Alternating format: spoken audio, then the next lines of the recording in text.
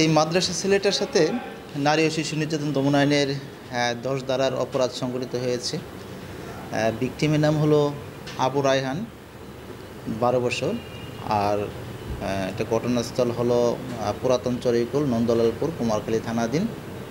আমরা ইতিমধ্যে আপনারা জানেন যে ঠিক আছে, ইতিমধ্যে আসামিকে অ্যারেস্ট করতে পেরেছি। গতকাল রাত্রে অভিযান পরিচালনা করে রাজবাড়ী পাংশা থানা থেকে আসামি নিজ বাড়ি থেকে রাত্রে 3:30টায় আসামিকে গ্রেপ্তার করেছি এবং প্রাথমিক জিজ্ঞাসাবাদে আসামিকে ঘটনার সত্যতা পাওয়া গেছে এবং বিস্তারিত তদন্ত চলছে। এই বিষয়ে আইনগত পদক্ষেপ হিসেবে আমরা আসামিকে বিজ্ঞ আদালতে যথাযথ বিচারের নিমিত্তে সোপর্দ করতেছি। আমার ছেলে হচ্ছে মাদ্রাসায় রয়েছে। আমার ছেলে হচ্ছে কালকে এসে তার ভাইয়ের কাছে বলেছে, বলে তখন আমি নিজেই শুনেছি যে মনে কি হয়েছে। আমি বলতেছে যে আম্মু এম্মা। আমি কোনো শিওর নাকি? বলেছে হ্যাঁ শিওর। আমি কোথাও আমি যদি 2-1জনের কাছে নিয়ে যাই, তুমি কি শিওর বলতে পারবা? কয় হ্যাঁ আমি শিওর বলতে পারবো। আমি বাড়ির পাশে একজনের ডেকে তুলেছি, ডেকে তুলে হচ্ছে তার কাছে সবকিছু ভেঙে ছিঁড়ে বলেছি। আমার ছেলের কাছেও শুনলে, আমার কাছেও শুনলে। শোনার বেলা সে বলতেছে যে আমার সালও বলেছে যে আমি মাদ্রাসায় যাব না, আমার এই হুজুর এই কথা কয়েছে।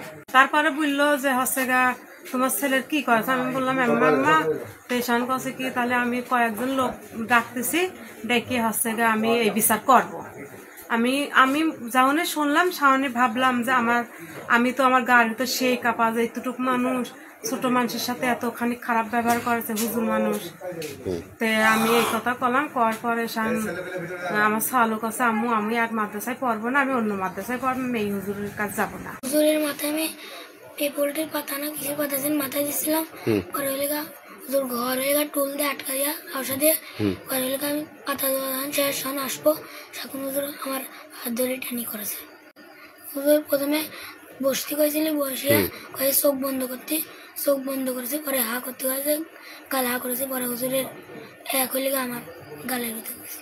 পরে তার মানে 1 মিনিট মতো নমা করিয়া পরে আমার চলে যেতে গেছিল, আমি চলে গেছিলাম। পরে 12টার দিকে এইসব তো করেছে। পরে আমি রাত্রিরে এসে আমি ভাইয়ের কাছে কইছি, তারপরে আমার কাছে কইছি। এর আগে 3বার ডাকেছিলি, প্রথমবার ডাকেছিলি ওখানে গেছিলাম। পরে হুজুর হলিগা আমার কলা গালে দিয়ে কইছিল কি আমার তো আম্মা হবে, আম্মা চিকুন। পরে হুজুর পরে লোকজন চলে আসছিলি মসজিদে, পরে হুজুর চলে যেতে কইছিলি। পরে আবার কালকে সকালবেলা আবার করতে হয়েছিল, আমি করেছিলাম না, পরে দুপুরবেলা তো সঠিক বিচার চাইছে যে সালপালের সাথে এরকম ব্যবহার যেন না হয়।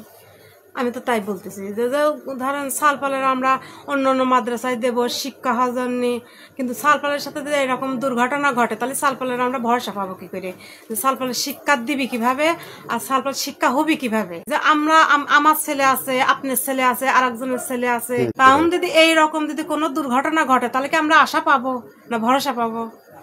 যদি আমার ছেলেটা মারা যাইতে